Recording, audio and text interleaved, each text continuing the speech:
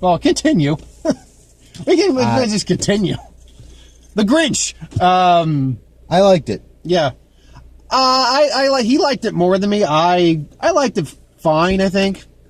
The problems I have are they're not huge problems with the film. They are a bit nitpicky in points, but they do stand out in my head. But this is like, what, the third or fourth, or how many interpretations of the Grinch do we have now? Let's see. We have, well... I mean, going completely, we have the book.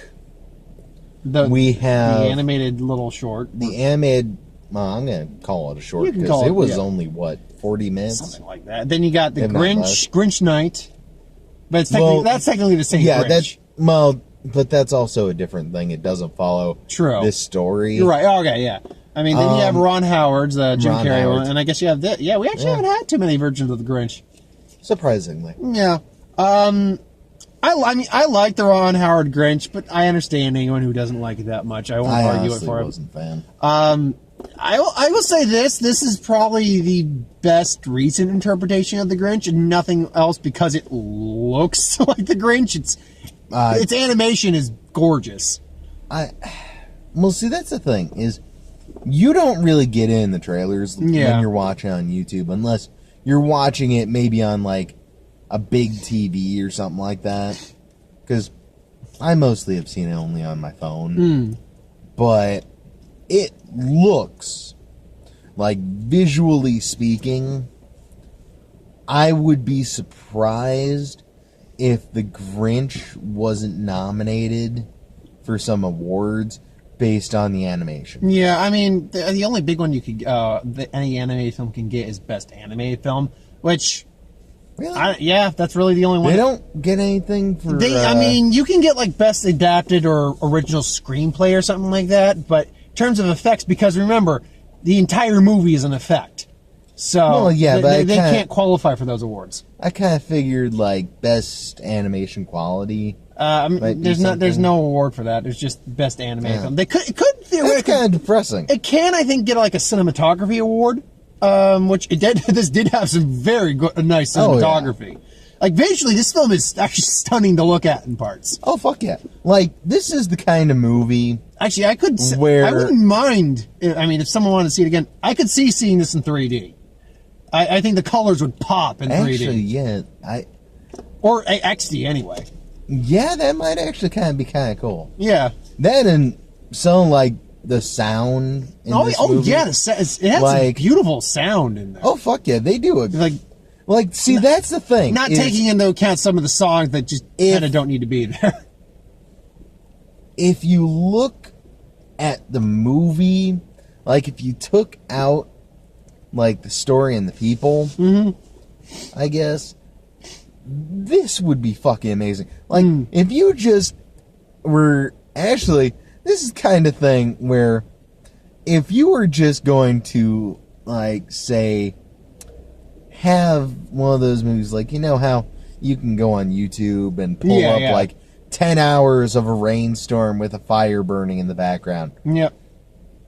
I fall asleep to that kind of shit. Yeah, of course. But I could do that. I would totally be down for a version of that was just this movie... Without, like, the Grinch or the Who's really doing a whole hell of a lot. But you can hear them trudge around in the snow and whatever else. But if it was this movie, just changing location, like it's a drone flying around. It's like, yeah, the Grinch made a drone. Hanging out in Whoville. Or, you know, sitting up in the Grinch's mountain. Which, we need to briefly talk about this mountain. You mean the Grinch cave? The Grinch in this movie is essentially an Elseworld Batman who goes rogue for a little while and steals Christmas. But he has all this tech. Apparently, he's got enough money to buy a month's worth of food, no problem. And where he gets this money, I'm guessing his parents gunned down by some evil who in a dark alleyway somewhere. Well, it does show him an orphan. That is true. He was an orphan. That's something to just touch on real quick that I think we both agreed. Well, you don't need to give us a backstory on the Grinch. They kept it very short, like a minute and a half, so... whatever. Honestly, I was kind of surprised they brought up, because with this kind of movie, like, especially when you look at other movies of this nature, and the Ron Howard one, both of those heavily harp on, well, we're going to tell you that his story is going to be involved, and he was a little kid, and they bring it up all the fucking time. Whereas in this, we're a good way into the movie. And then we get... And you know what? The transition to the showing the back... That, I'll give them a applause, because to talk about the transition, you have to talk at least for a second about the character of the Grinch. The Grinch is, unlike in the original story or the cartoon... Well, in the original one, I think he only had, like, one or two lines. Dies. But he was a grump. He was not an evil person. Wasn't he voiced by Boris Karloff? Yep. But he wasn't an evil guy, but he was just a guy that just didn't like Christmas and didn't like people. I'm going to just say, in the original one, being voiced by Boris Karloff and all that shit, he wasn't evil. Okay, fine, he was evil, fine. In the Ron Howard one, he's just more like he's just an asshole is what he is in the Ron Howard one. In the Ron Howard one, he's just Jim Carrey. So an asshole. Jim Carrey's actually not. Actually, he was a very nice guy. Oh, yeah. But point being is that you get a sense that these guys are just very grumpy, mean people. But then in the Ron Howard one, they give you a backstory why it is, and it's just kind of stupid. And this one, he's grumpy, he's grinchy, but he still socializes, I guess. He still interacts with people when he has to, whereas the other two did not. He still goes out. Yeah, he goes to buy his groceries. He pays for food. Yeah, it's like, I raised that point outside the car. I was like, the Grinch he goes and interacts with the Who's, but then I think we both brought up the point. It's like, they never said he didn't do that in the original one. We just never saw him do that. Yeah. Because he has to get his food from somewhere. Well, see, that's the thing, is the original one left it very ambiguous. Yeah. And with the voice of Boris Karloff, you kind of view him as this monster that lives up in the mountains.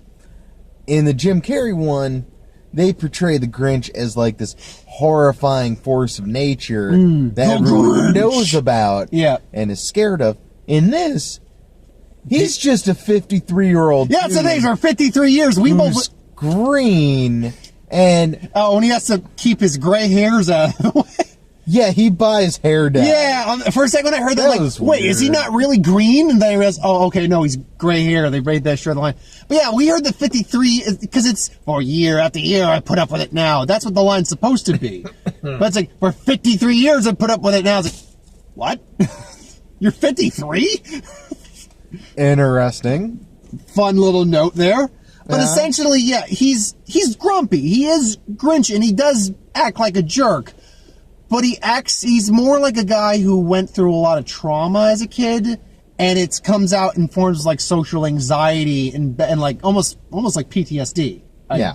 Well, I want to say more kind of social anxiety. Yeah. And so anyway, to get to the basically major segue to the whole backstory, the way it happens is he's trying to mess up this. We're going to talk about that tree. I know we are. But trying to mess up the lighting of this giant F-off tree. He ends up actually turning the lights on, and then he's starting to basically get flashbacks to his childhood and gets really anxious in the crowd and seeing everyone together, and it just takes him back to his time in the orphanage. But they only gloss over that for about a minute and a half. Yeah. So for the transition, it was actually a pretty effective transition for what they were doing, I thought.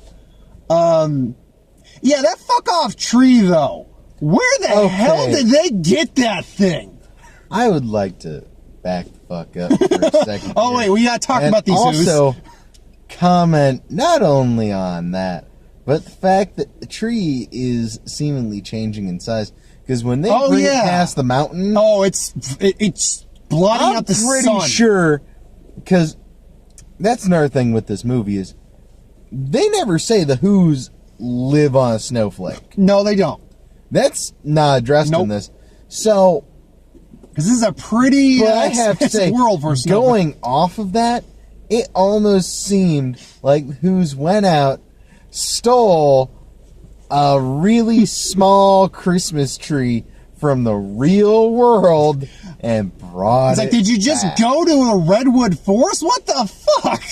Like, this thing, when they initially show it, Yeah, I'm wondering what's which going there's on. some build-up, it's kind of cool. Yeah, I'm like, what's going? I'm like, The also, thing what? has to be like I thought it's easily 100-foot, 150-foot tree. They were going there. possibly even fucking Yeah, and bigger it than that. looks like it's got the heft of a couple tons to it. And they're easy. bringing in with multiple helicopters. And oh, and don't forget the giant star that could decapitate an elephant.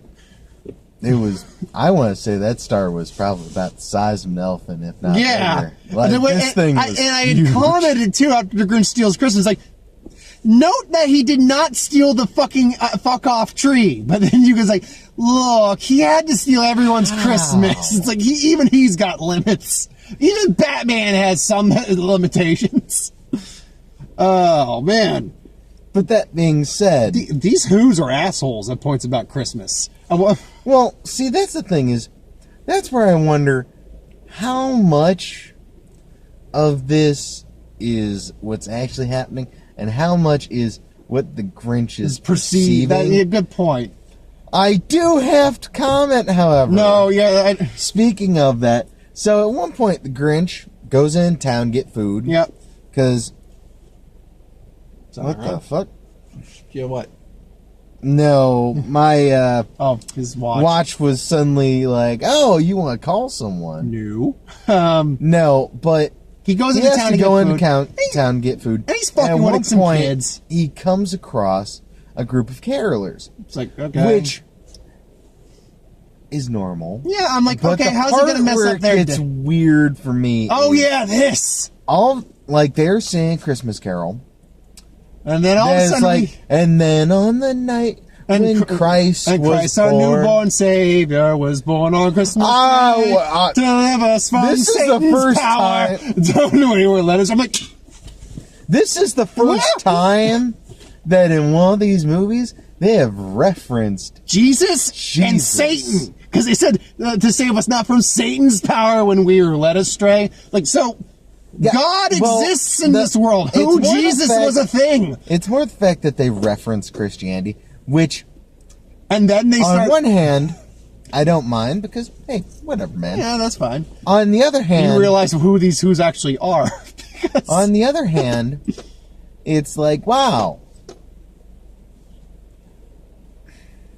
See, it's that weird duality of, on one hand, yeah, you're getting more in touch with, what Christmas, I guess, is technically supposed to be about. On Where the it's a other Christian hand- holiday. Yep. On the other hand, the Grinch isn't supposed to be a Christian story. and then these So carolers just start to follow him. Which, this is one of those points of, is it what the Grinch perceives, or is it what's actually happening? I think it's twofold. I think that those carolers following him were actually following him. Yes. But when they suddenly showed up and when he like ducked in the alley, I think that might be what he was perceiving. Well, also, there were a lot more of them. Yeah. But And then the whole there's a town. fucking West Side Story of who's The caroling. whole town starts surround him, singing carols. I'm like, It's like you people are kind of assholes right now. It's clear he doesn't want to listen to you. Respect his Christmas wishes. though I have to say, something that just occurred to me is, so after all that, where it seems very Christian, and it's like, okay, that's interesting, but it is a Christmas movie. So, okay. He ducks into the store. The store clerk Happy is holidays. not about to say Merry Christmas, He's about to say He's Happy about- Holidays. which implies That is a that there are Jew. other holidays around. So that means they acknowledge in Whoville Judaism, Kwanzaa. there is Kwanzaa, Hanukkah, Rosh Hashanah. Rosh Hashanah, Rosh Hashanah. I think. Is that right? Winter solstice. New Year's. They have to celebrate New Year's. Well, yeah, but that's not really tied to True. Valentine's Day? Okay, that's a fucking stretch. You say happy holidays because so many different people's holidays happen around Christmas. Yeah. Which, learned more about that recently. I apologize to the Romans and the Greeks and to the Celts. We apologize to everyone as Americans. Just right now, as Americans, we feel we need to apologize to everyone. Oh, it's not even an American thing. It's just a white person thing. That too. We're sorry. We're sorry. We're sorry. I'm trying to think.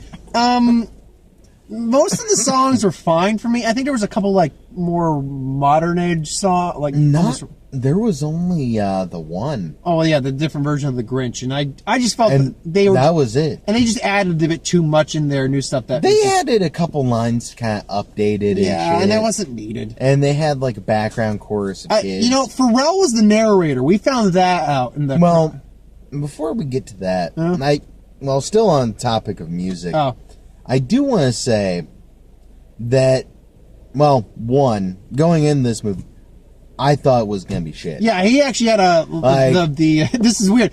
I was hoping it was going to be decent. He liked it better than I did. But I thought it was going to be bad. I was the optimistic one going in. He was the pessimistic one. Weirdly enough, we came out opposite on the spectrum. I like it. As more I'm talking about, the more I liked it. But one of the things that bothered me was in the trailer. Mm-hmm. Who is it? Katy Perry or Taylor Swift? Taylor Swift, maybe? Yeah, one of them. They play, newer poppy songs. Yeah. In the trailers, and you're like, oh god, what the fuck? Oh no, it's not. Oh, and when was that when he was waking up? Like in the trailer. In the trailer, when he was waking up in the trailer, that was Pharrell. It's like, clap it along if you feel like a room without a roof. There was another one now. There might have been. I'm not arguing it, but that was they the one had I a couple of those. They do not appear. No, and I was thankful. I was very thankful. Actually, the songs that appear in the movie are all Christmas. You songs. have the remake of the Grinch song, but then the rest are just Christmas songs. Classic Christmas songs. Feliz Navidad. Navidad. Oh yeah, he goes through like 4 or 5 of them where he's trying to shut his radio off. Which I was dreading. I wanna wish you were man. Because I kept thinking one of them was he was gonna throw it, and it was gonna be some newer poppy song. I was sad I didn't get to hear Dominic the Christmas Donkey. Jiggity jig, yeehaw, yeehaw. It's Dominic the Donkey. You know what? I would have loved that. Given how the movie is, so they have Feliz Navidad, which means there also must be a Spanish population. There you go. Somewhere There's Spanish. But so that and that's another thing. Black Who's. You mentioned that. That one. See, I never viewed the Who's as being. I never viewed the Who's on the Who's. I never viewed multicultural the Who's as any sort of race. They were their own race. I just never pictured them as white nor black nor anything. Apparently, this one we got black and white and I guess Latino Who's. It's like, okay, this is interesting. Oh, and Kenan Thompson was the voice of the other one, so yeah, from Kenan. Yeah, he plays a white guy. Yeah, he does. Yeah, I did realize that. Yeah, that was weird. That's weird. And I have to say, going to what you were saying as well, the whole Pharrell thing. Mm-hmm. He's not a bad narrator, but the issue comes from the fact that you can tell whatever he was handed had bits of the original narration. Yeah. But he didn't know how to make it flow. They had to add updates to it. So I think at one point they included something about a cell phone. Something like that. And crap like that. It's like, you're taking away from the timelessness. They were modernizing it a bit. Yeah. Yeah, because, see, that's the thing, is this should really be timeless. But, and Pharrell, for me, my issue with the voice, it wasn't with the words, even the modernization of it wasn't necessarily a problem. It's the fact that Pharrell wasn't, I don't think, a good vocal choice for it. He didn't have a voice for narrating. I didn't think he was terrible, but... Like, give me Ryan Reynolds. Ryan Reynolds is Deadpool. That would have been fun. Have you heard about that, by the way, real quick? That Yeah, I have. they're the 12 Days of Deadpool. Yeah. That's gonna, we have to see it at least once. We have to. Well, no, one of the issues I had was the fact that Pharrell's not just not very good at rhyming. No, he's not a rhymer. No, he's just a singer. He's not a bad singer. No. But when he keeps trying to do this rap thing, It's not his from his what style. I've heard, Yeah. he's not the best at it. But Trying to think of some other things. like I was saying earlier, the animation is amazing. The music is pretty good. Like that whole stealing Christmas scene was. I thought that was fuck yeah. and they added new twists on it. Like he has all these gadgets and shit. It's awesome. The way they did that is honestly That's my favorite part of the film. Easy, easy. And you know what? That's something that has always been a constant. And they're very creative and cool. That's something that's always been a constant. Even in the Ron Howard one, the stealing Christmas part is always probably the best part of the film. And it didn't disappoint in this. But they do an awesome job with that. Then the storyline they had with Cindy Lou and her mom. I kind of called that shit a little bit. Yeah. Well, I have to say, they didn't. I was surprised they didn't go through. Yeah. Like the way I thought they were going to. It was a little ambiguous at the end of. Could it have happened? Because you even see some stuff going on in the credits. Like they're going on, like, because basically she wants her mom to be happy and all that stuff because she's really overworked and she's a single mom. Which is like, oh yeah, we get to see Cindy Lou's mom, I guess. Two things on that. Mm-hmm. One, holy shit, there's a Christmas movie based off an old material, and they're having the single mom be a nurse and single. Raising three kids in a big Christmas movie. And at the end, she isn't magically hooked up with someone. Nope. The Grinch is just kind of helping out around the house. So he might just be a family friend. But, hey. But you don't see her suddenly like, oh, I'm all over this dude. But you know what? I'll still take that as I got that prediction right. Pretty much close enough. Yeah. The only thing I will say is the scene where he finds the meaning of Christmas and then returns the gifts and then goes back, because there's like still 10 minutes after that, the movie. I felt that was a bit rushed. I have to say, though, because I'm like, we gotta get to this last 10 minutes. I think that part, thinking back on it and how some of the other movies have done it, I think that part, they did a really good job. It may have felt a little rushed, but they still did a good job. And that's, you know, I'll also say this too. It's not like someone just walks up and is like, we forgive you. I'm guessing they obviously forgive him pretty quick because he shows up at the party at the end. But no, he's like, okay, I know I messed up. And, you know, you guys probably hate me and all that, but I'm going to return this. I'm sorry. And then he goes home. He goes home, and we don't know how much time passes. We know it's probably not like long. Well, I think it's in the same day. Yeah. But, you know, he gives Max a little present and all that stuff. The relationship between the Grinch and Max also is actually quite adorable. Oh, yeah. Because it shows that he isn't really a mean guy. He's a guy who's just got a lot of emotional trauma. Yeah. And Max is kind of like his support.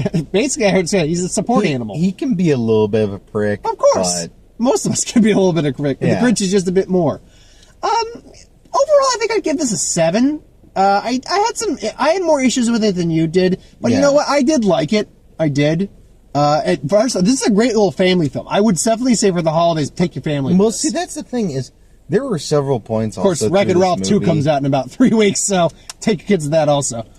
But there were several points throughout this movie where, and I can't point to any specific thing. I honestly would just say, go see the movie. Yeah. But there were several points where it didn't quite feel kid themed. It felt more but it family. Wasn't like over the top adult. No, to where only adults will get this joke. I'd say in terms of ranking something, it goes kid, family, adult, because there's a middle ground. See, that's the thing is, I wouldn't necessarily point to. Well, the movie as a whole, I would say, is a family movie. Oh yeah, but I mean, some of the jokes that they threw in there, I wouldn't quite say family. They're not adult though. No. Yeah, there's no, like, sex jokes. There's no drug jokes or drinking jokes It's or anything. jokes where they're not... You need to be a bit older to get them. Yeah, but they're not, like, lewd or anything. No, They're just fun. Like, her being a nurse and offhandedly telling the bus driver, oh, yeah, I've been working double shifts all this week. And then she passes out on the bus. Most kids aren't going to get that, looking at her uniform. Yeah, they and might everything. laugh, but just because, oh, look, she fell over. Like, yeah. Oh, I don't know. I'll take it back. There was one joke that goes a little risque, and that's the Naked Who kid who was just covering his junk with the cookie. Yeah, I but get that it's could for the also joke. be a kid joke. That could be a kid joke, sure. I'm like, that's something I didn't expect to see today. Yeah. But yeah, I'd go 7. I got some issues, but there's nothing seriously. It's a good little film, honestly. I'm surprised. I'm even surprised I liked it as much as I mean, I could probably talk about it a bit more because we were talking about it outside. Yeah. And I might do that later on. But my ranking for it, honestly... Because even you, I don't think are going to go 10 on this one. I think you have, unless you're going to just say it out of spite. It's like, you said it, now I got No, I was already debating. Because honestly, I would say a 9.5 or a 10. Because you know what? Looking at other Christmas and holiday themed movies we've gotten, this is quite possibly the best one in a while. When you say that, I will say there is one thing I have against this movie is that you released it too far away from Christmas. Even if it's in November, closer to December. That's maybe the only thing I would have said. I think I know why, though. December's too cramped this year. Well, there's that. But also, if they hurry up some of the packaging and stuff. Yeah. Oh, this could you'll be get out Grinch for toys. DVD. True, and Grinch toys going there, yeah. Maybe. But this might be out for DVD by Christmas. That might be pushing it because 8 weeks. Or at least out for streaming. That one I might give you. I might give you that one. DVD, not so much, but streaming, yeah. The Kid Who Would Be King. New take on the Arthurian tale. At first, dumb. But towards the end of the trailer... Kind of got fun a little bit. I'll admit that. I mentioned that it had some elements of The Sorcerer's Apprentice for me a little bit. With Nick Cage. And I kind of like Sorcerer's Apprentice. Granted, I would have to see how annoying that British kid is going to be. Yeah, the lead is going to be my only problem. Honestly, at this point, any movie that heavily focuses on children, I just automatically start kind of dreading a little bit. Lego Movie 2. Look, I love the first Lego movie. And what was the song? Oh, they were playing Intergalactic. Yeah. This actually seems very entertaining. I love the first one. So, Granted, I feel a little sad because I don't think they'll be able to use Intergalactic in a the actual movie? Guardians movie Oh, now. yeah. Well, no, Granted, we never know. we might not be getting it. Oh, we're still getting it. We're getting a Guardians 3. Anything past that. We'll see what happens. We've got years for that. I'm going to skip that one. Bumblebee. I'm actually kind of looking forward to Bumblebee. Unfortunately, it's set to only make about 15 to 25 million its opening weekend. For A, it's going up against 3 or 4 other films, and B, the Transformers films are now suffering. That last film bombed. Granted, they did have the actual Transformers. That is true. As what was it, Shockwave or Soundwave? That had the cassette. I think no, because the one who changed into a jet. Well, that's Starscream. Yeah, but I'm talking about the one that had the cassette player in his chest. Oh, Which one was that? Oh, anyway, Spider-Man to Spider-Verse. I'm actually looking forward to that. Looks like fun. Looks decent. How to Train Your Dragon 3. I love the first 2. So, and this looks like it's going to be a good little end send-off. Hopefully, if it is the last one. Secret Life of Pets 2. I like the first one fine. He didn't see that one with me, but it looks fine. I still haven't seen the first one. Yeah, it's a nice little film. I kind of know the gist, and it sounds decent. Last but not least, Uglyville. Oh my Christ. I was watching that. Katy Perry's kind of scraping bottom of the barrel, I think. The entire trailer is nothing but a music video. for a performer I don't even like, and it's based off a product. It's like, you're just trying to throw anything. He didn't remember. I forgot Ugly Dolls. That ugly dolls are a thing. And fuck. I think they have them. Here's the thing, and look, you can gather what the plot's going to be by that last. It's like, Perfectville. Well, I guess they're going to clash. But if that scene had not been in the trailer, no one would know what this fucking movie's about. You know what it reminds me of? Angry Birds. I could say I at least kind of liked Angry Birds. It's not... The animation's good in Angry Birds. Well, like... Oh, and fucking Pitbull, too. I forgot Pitbull's in there. Angry Birds or the Emoji Movie. Yeah, oof, man. Where basically, there's one group, then they're like, oh, wait, we have... Oh, no, we found another group. Oh, God almighty. But, so, yeah. I do have to throw in this as well. No, we're almost out of time, so... You just reminded me they changed up the Illumination logo. Oh yeah, at the beginning of this movie. Now they got the rabbit from. Awesome. Now they got the rabbit from Secret Life of Pets, who's voiced by Kevin Hart, by the way. So maybe.